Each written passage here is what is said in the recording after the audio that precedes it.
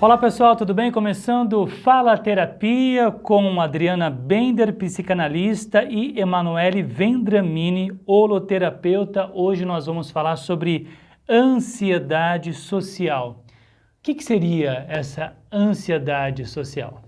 Ansiedade social é algo relativamente novo, pouco falado ainda, mas primeiro a gente precisa entender a base que está na ansiedade, né? Ansiedade é uma patologia, é presente aí na vida das pessoas, precisa ser tratada de maneira muito específica com medicação e terapia, mas hoje falando da ansiedade social, que nada mais é, ou que muito é, desse viver em sociedade que aumenta o nível de ansiedade das pessoas. Então, o comparativo pelas redes sociais, a convivência em sociedade que gera um olhar ansioso para si e um olhar ansioso para a vida, e por aí a gente caminha dentro desse tema que pode levar, inclusive, a uma fobia social, que aí é um outro caminho que a gente vai falar de forma mais específica em breve. Ouvindo a posição, então, da psicanalista, agora a holoterapeuta dando o seu ponto de vista em relação ao tema. Bom, primeiro a gente precisa entender que a ansiedade é um sentimento fisiológico natural, né? Ninguém está imune a não ter ansiedade. A ansiedade, ele é um sentimento de autopreservação. Então, nós temos que ter ansiedade para, né, das situações adversas do dia a dia onde ocorre-se um perigo. Quando é patológico? Quando não existe perigo nenhum e mesmo assim a gente está todo armado para essa situação. E aí o que acontece hoje em dia? A gente tem muito um comparativo, né? Nós temos muito uma base social, as redes sociais estão aí também, influenciam e muito nisso, onde a pessoa olha para o outro e começa a ter uma ansiedade por fazer o que o outro faz, estar no lugar do que o outro está e às vezes ter o que o outro tem e muitas vezes sem conhecer o que é bom para ele mesmo, né? Então isso daí é realmente muito frustrante e aí gera um sentimento de ansiedade, de frustração, né? Vamos dizer assim, de angústia, né? E até de rejeição de si mesmo, né? Agora, trazendo isso para a vida em sociedade, né? A gente falou sobre ansiedade social e depois também tem o termo fobia social. São a mesma coisa? Não. Ou é uma coisa que gera a outra? Quem tem uma ansiedade social, ela pode vir a ter uma fobia social? E quais são os principais sintomas? Os principais sintomas da ansiedade, que são os principais, mas nem sempre as pessoas se encaixam em todos, tá?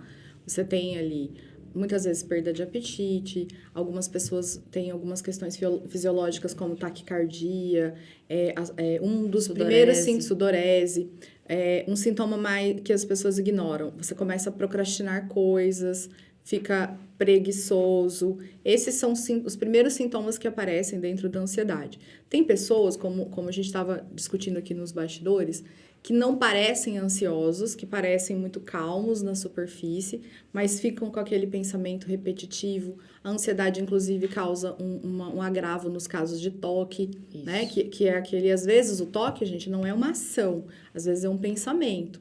Então, existe um leque enorme de sintomas quando se fala de ansiedade, que varia de uma pessoa para outra. Mas, no geral, quando as pessoas chamam mais atenção, é quando elas têm uma crise de ansiedade. Que daí ela tem aquela tremedeira, aquela dificuldade para controlar o próprio corpo, sudorese, boca seca, perda de sono, perda de apetite e por aí vai.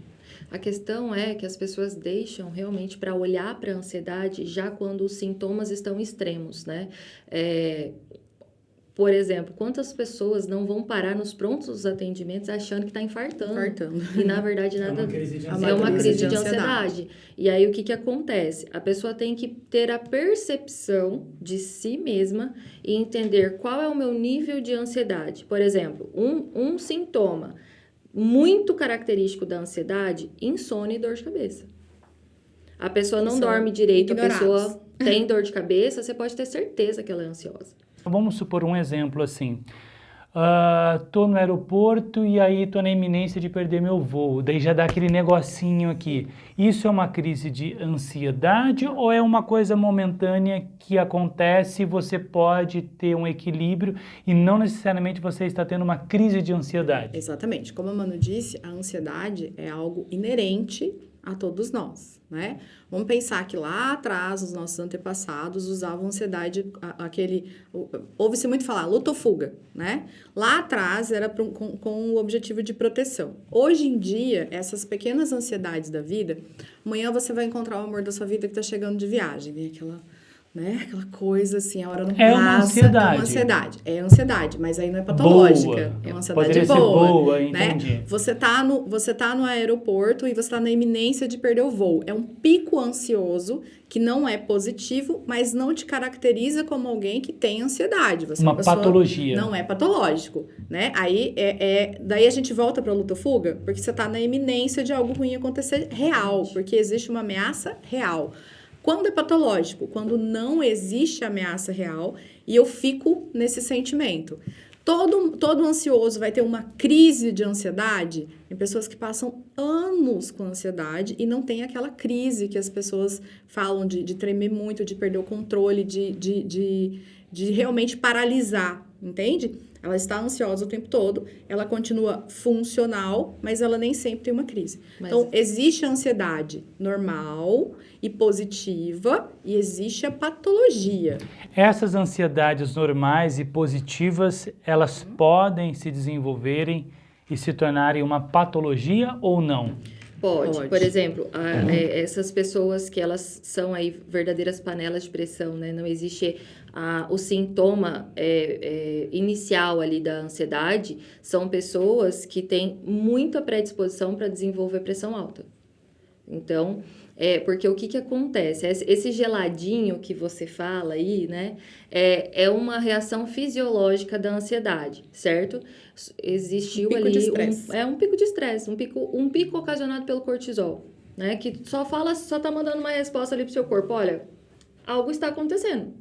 Então, assim, isso é natural, né? Agora, se eu tenho ansiedade, se eu não curo a ansiedade e se eu acabo não tendo essa crise, que é a crise muito real, que a pessoa bate o olho e fala, não, isso aí é ansiedade. O que pode acontecer? Ao longo dos anos, ela vai desenvolvendo doenças. Então, como pressão alta, nas mulheres, por exemplo, é muito comum a fibromialgia.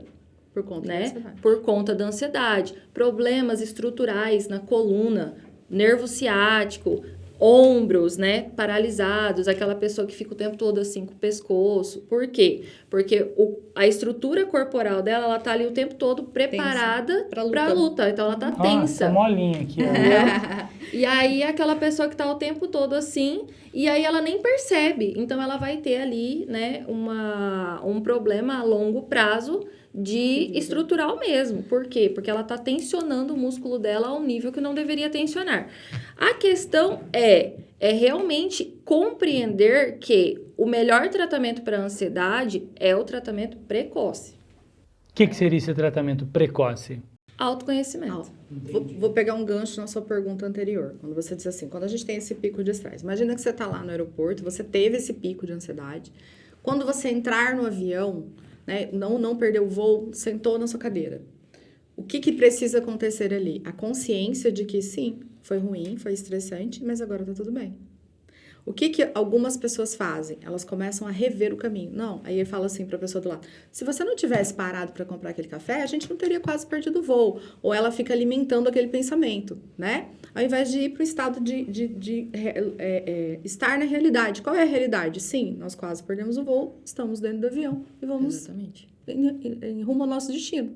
Então, toda vez que você tiver uma ansiedade comum ao dia a dia, quando ela acabar, você precisa voltar para a realidade.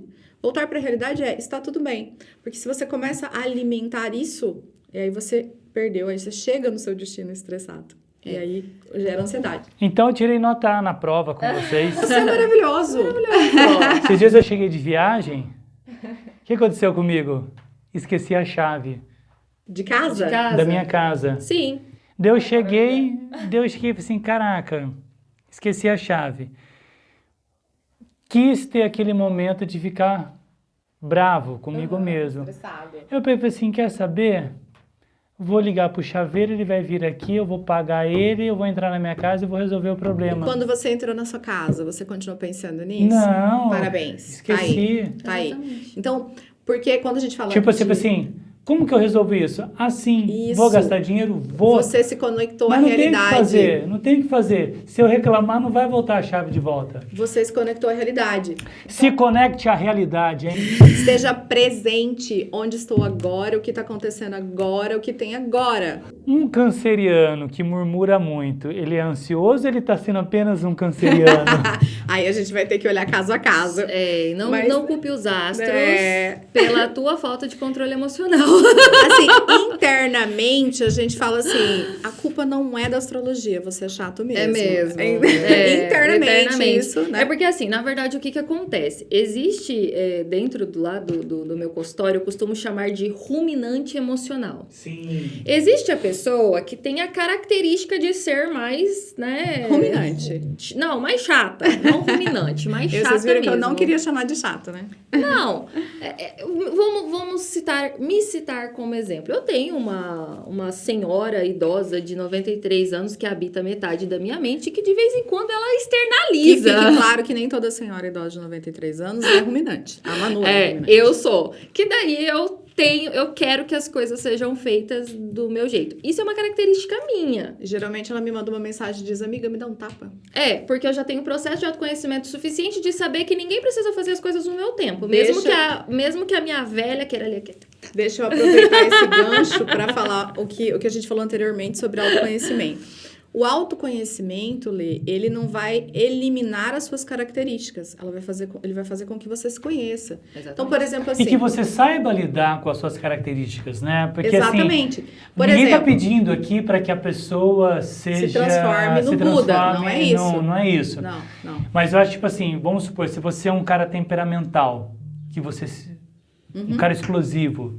Você pode vai evitar continuar situações. sendo essa pessoa. Você vai continuar. E quando vir a acontecer, você assim, não precisa agir dessa forma. Se você Né? se conhecer de verdade, você não chega a esse nível.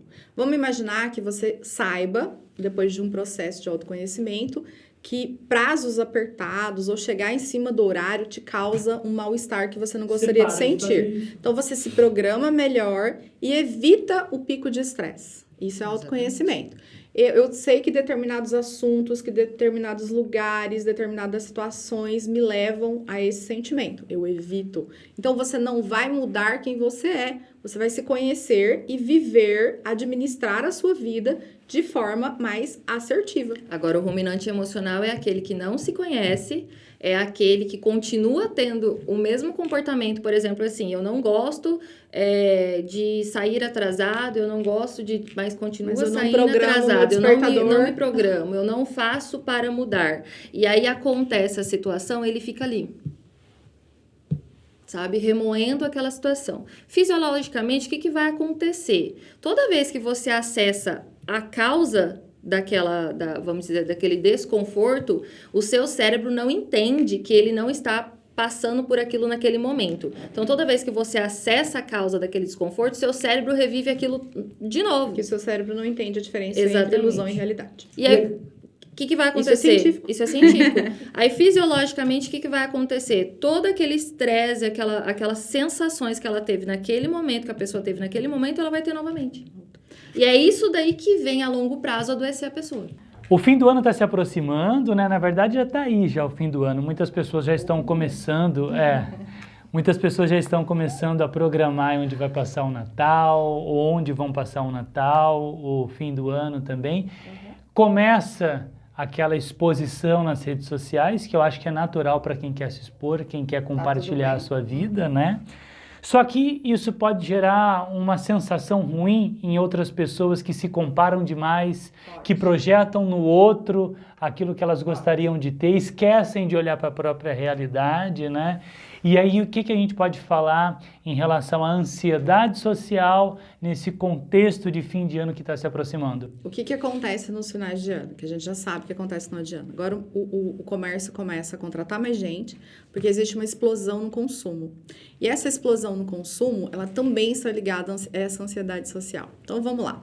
a pessoa começa a ver que o amigo tá fechando uma casa lá em Trancoso, o outro tá fechando casa em Chapada, e começa um planejar do look perfeito, e isso vai gerando uma certa ansiedade. Não exatamente em viver um momento, né? Não, eu tô indo porque eu quero viver esse Só que não é momento. uma ansiedade de quem está se preparando para esse momento, é de quem Não, está a gente vendo tá a falando de preparação quem tá do vendo a preparação outro e começa a para se esse cobrar momento. nesse sentido. Então, regra de mercado, tem uma explosão de consumo agora, correto? Essa explosão de consumo, ela não é só porque a pessoa quer dar um presente, ela também é por conta desse olhar comparativo que ela tem em relação às outras pessoas. E aí começa a crescer essa angústia, e aí muitas vezes a pessoa não vai viver aquele momento de verdade, o que ela conseguir viver, porque ela está com a cabeça em outro lugar. Eu estaria feliz de verdade se eu fosse passar no Rio de Janeiro, horas na fila, em pé, em Copacabana, o glamour tá só no Instagram, que a gente já sabe. Então, e começa esse momento aí, e os planos para o ano que vem, e como vai... Isso é a ansiedade social acontecendo na prática agora, Lê. E aí a gente tem lá uma enxurrada de gente passando mal, com sintomas físicos, né, Manoel? Exatamente, porque o que acontece? É assustador o aumento do índice do suicídio no final do ano. Mas por conta disso, Não, a gente Não não pode por colocar um conta, não rótulo, pode, né? mas é um também por agravante. isso, também por Entenda que é um agravante, mas não é uma causa apenas, é um agravante. Por quê? Porque agora nós vamos fazer as famosas retrospectivas, né? E aí a gente algumas pessoas começam a se comparar, fulano fez isso, fez aquilo, e às vezes a pessoa já está num processo depressivo, e aí aquilo ali, pelo pico de ansiedade, lembra que a gente falou no passado, que a pessoa depressiva também pode ter ansiedade, e aí isso daí pode levar em consideração, pode acabar acarretando. Então, sim, pode ser um agravante. Porque o que acontece? A sociedade em si, ela já está muito, vamos dizer assim, o ter e não o ser. Então, esse processo de comparação, ele, querendo ou não, ele existe. Entendeu? E aí, o que você vai ter que ter? Você vai ter que ter um controle emocional, você vai ter que ter uma inteligência emocional, você vai ter que se conhecer a tal ponto de saber o que é seu e o que não é. O que você olha em comparação por admiração e o que você olha em comparação por uma frustração pessoal de não estar fazendo o que precisa ser feito. A comparação de forma benéfica é, por exemplo, eu olhar para a Manu enquanto terapeuta e me comparar com ela no sentido de que, nossa, a Manu toma este caminho, essa abordagem. Eu acho que eu posso tomar uma abordagem parecida, ou eu posso fazer o mesmo curso, ou eu posso acrescentar isso no meu trabalho. Eu olho você enquanto comunicador e me inspiro em você, né? Eu não tenho tanta habilidade de fala quanto Lê, e eu posso me inspirar nele, entendendo qual é a minha realidade, entendendo qual é o meu limite, né? Eu não serei nunca igual a outra pessoa, mas eu posso te usar como inspiração. e sabendo que talvez eu não tenha as mesmas habilidades que o outro, mas eu tenho as minhas habilidades. Quer ver uma coisa que a gente vê muito? E aí eu vou ser polêmica. Sabe apresentador de jornal, desses jornais de meio-dia, assim? Se você tem uns que você vê e você vê que ele tá copiando a outra pessoa. E ele tá se inspirando de uma maneira meio deturpada nesse caso, porque ele não desenvolveu o que é dele. Ele só fez uma cópia. E aí, gente, eu não tô julgando a pessoa, tá? Tô usando aqui um comparativo. Então, você não pode ser uma cópia do outro, você nunca vai ser uma cópia, você não vai ser sempre uma cópia ruim. Mas você pode se inspirar na outra pessoa, no sentido de desenvolver as suas habilidades na inspiração do outro. É importante ter conhecimento do eu real e do eu idealizado. E muitas vezes o eu idealizado não entra no eu real.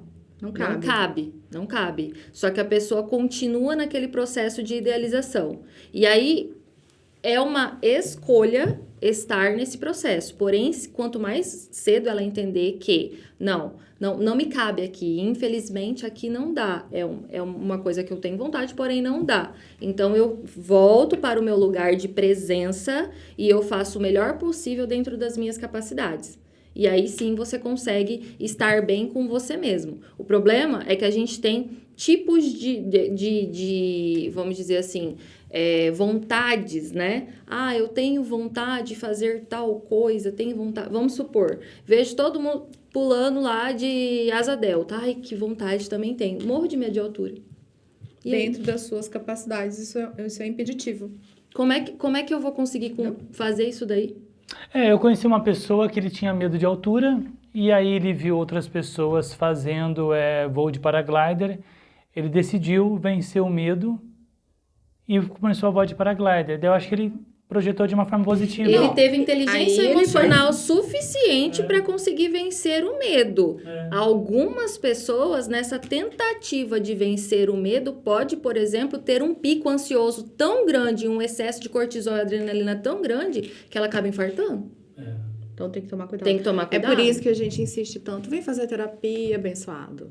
Vem pra terapia, vem se autoconhecer. Que daí, se você tiver ansiedade ou não tiver ansiedade, se você tiver depressão ou não tiver depressão, terapia é para autoconhecimento. Não é para... É óbvio, quando vocês vêm pra gente já com problema, a gente vai cuidar de vocês da mesma forma. Só que fazer terapia antes para autoconhecimento vai te evitar todos esses problemas aí.